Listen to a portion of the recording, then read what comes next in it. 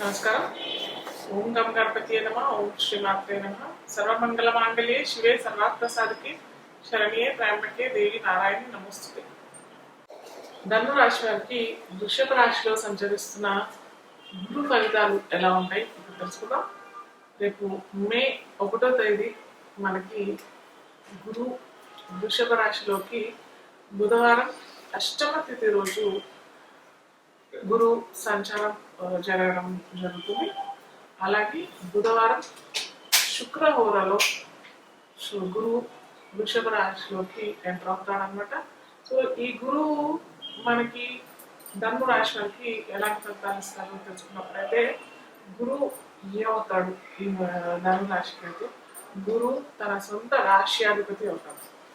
గురువు ఈ ధనురాశికి అటు మీన రాశికి రాశ్యాధిపతి అవుతారు కాబట్టి రాశ్యాధిపతి అటు చతుర్థాధిపతి అవుతారు కాబట్టి మనకి పంచమంలో సంచారం షష్టంలో సంచారణ జరుగుతుంది. అలాగే షష్టమాధిపత్యం వహిస్తున్న శుక్రుడు మిశ్రమ ఫలితాలు ఇస్తాడు ఈ ధను రాశి వారికి. కాబట్టి మిశ్రమ ఫలితాలని చెప్పచ్చు. మిశ్రమ ఫలితాలు ఎందుకనంటే యాక్చువల్గా శుక్రుడు షష్టాధిపత్యం ఎవరికైనా షష్టం సంచారాల్లో గ్రహం ఎప్పటికైనా అంత మంచి ఫలితాలు ఇవ్వడం. కాకపోతే ధను రాశ్యాధిపతి గురువు కాబట్టి గురువు సంచారం వృషభ రాశిలో మిశ్రమ ఫలితాలు అని చెప్పవచ్చు. అధమ ఫలితాలు అయితే కావు, ఉత్తమ ఫలితాలు అని కూడా చెప్పుకోవడానికి లేదు. ఎందుకంటే చెప్పగా షష్టాధిపత్యం షష్టం అవుతుంది కాబట్టి ఈ ధను రాశి వారికి ఈ షష్టమ ఫలితాలు కూడా వస్తాయి. అలాగే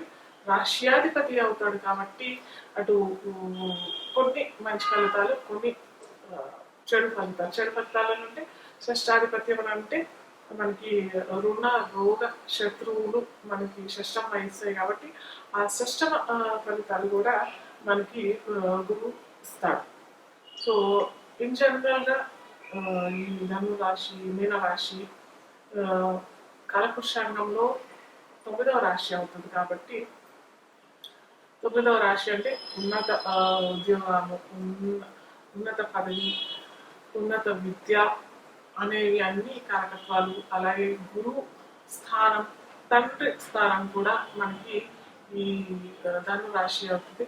అలాగే మంత్రస్థానం అనేది కూడా గురువే అవుతుంది. కాబట్టి ఈ గురువు షష్టంలోకి వెళ్ళిపోయేసరికి ఏమవుతుందంటే కొద్దిగా ఈ కారకత్వాలన్నీ దెబ్బతినే అవకాశాలు, అంటే తండ్రికి ఏదన్నా అనారోగ్యం లేకపోతే గురువు నుంచి లభించాల్సిన జ్ఞానం వీరికి తక్కువ అయిపోవటము, అలాగే ఏదైనా తీర్థయాత్రలకు వెళ్దాము అని అనుకునే వారికి కూడా కొద్దిగా అంత మంచి ఫలితాలు రాకపోవటము, లేదా డీలే అవటము, అనుకున్న తీర్థయాత్రలు వీరు తిరిగి రాకపోవటము, లేదా ఆ తీర్థయాత్రలో ఖర్చులు ఎక్కువగా అవటము, ఇలాంటి ఫలితాలు మొత్తం మనకి ఈ గురువు వృషభ రాశిలో సంచాలనం జరుగుతుంది కాబట్టి వీరికి ఆ ఫలితాలు కలిగే అవకాశాలు. అలాగే షష్టాధిపత్యం కూడా ఉంది కాబట్టి మనకి ఉన్న రోగ శత్రువు ఈతి బాధలు కూడా వచ్చే అవకాశాలు చాలా ఉంటాయి.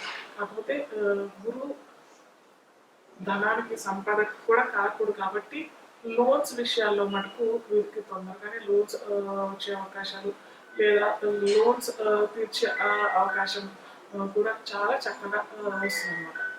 అలాగే రోగాలు, దీర్ఘకాలికమైన రోగాలు వచ్చే అవకాశాలు, శత్రువులు ఈతి బాధలు, శత్రువులు వీరికి కొత్తగా ఉత్పన్నం అవటము, కొత్తగా వారి నుంచి వీరికి ఇబ్బందులు కలగడము, ఇలాంటివన్నీ మనకి ఈ గురు సంచారం వృషభ రాశిలో జరగడం వలన వచ్చే అవకాశాలు చాలా ఎక్కువగానే ఉంటాయన్నమాట. సో ఇవి మనం బ్యాలెన్స్ చేసుకోవడానికి పరిహారాలు ఖచ్చితంగా చేసుకోవాలి, అది నేను చెప్తాను.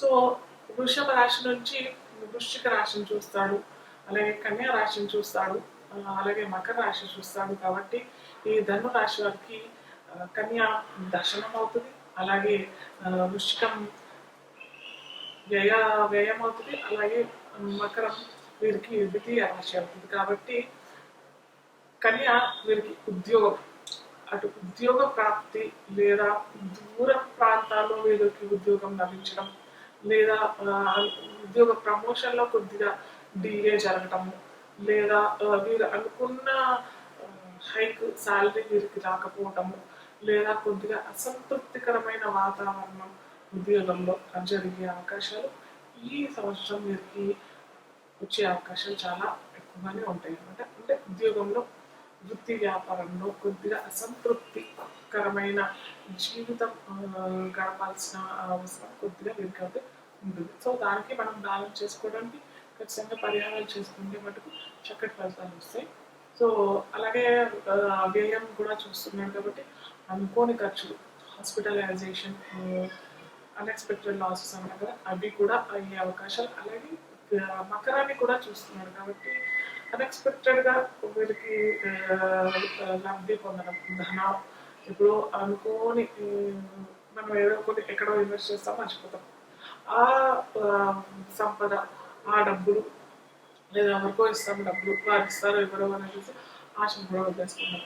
సో ఆ రూపకంగా వీరికి ధనార్జితం జరగడం కూడా జరుగుతుంది. కాబట్టి కాకపోతే ఈ హాస్పిటలైజేషన్ ఖర్చులు కూడా ఉంటాయి కాబట్టి మీరు ఖచ్చితంగా హాస్పిటల్స్ విజిట్ చేయటం, హాస్పిటల్స్లో రోగులకి కొద్దిగా ఈ ఏమంటారు పళ్ళు అన్న పంచడము, లేదా కొద్దిగా ఊళ్ళలో నుంచి వచ్చే రోగులకి వాళ్ళకి ఎలా సహాయం చేయాలో వారికి కొద్దిగా తెలియదు, అన్ఎడ్యుకేటెడ్ ఇల్లిటరేట్ వాళ్ళు వస్తారు కాబట్టి కొద్దిగా వాళ్ళకి మీరు ఏదన్నా మాట సహాయం అన్నా డబ్బు రూపకంగాను అటు ఏదైనా పంచిపెట్టే రూపకంగా కాకుండా కానీ మాట సహాయం, చేత సహాయం చేసినట్టయితే కూడా వీరికి ఆ అన్ఎక్స్పెక్టెడ్ ఖర్చులు, హాస్పిటలైజేషన్ అని అంటున్నారు కదా, అవి కొద్దిగా బ్యాలెన్స్ అయ్యే అవకాశం చాలా జాగ్రత్తగా ఉంటాయి.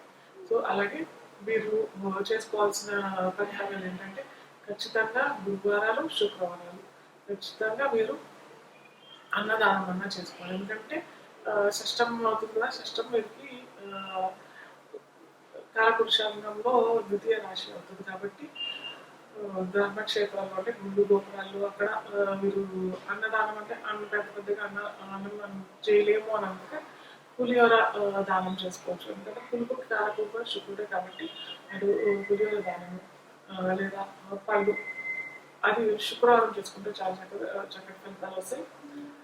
అన్నదానం గురువారం మటుకు మీరు మామిడి పళ్ళన్నా, అరటి పళ్ళన్నా, అరటి పిల్లలన్నా, లేకపోతే పూలు, చామంతి పూలన్నా ఇవన్నీ వాళ్ళు అక్కడ దానం చేసుకుంటే, అలాగే శనగలు, కాబులి శన అంటాం కదా, అది కూడా ఈ గురువారాలు చేసుకుంటే చక్కటి ఫలితాలు వస్తాయి.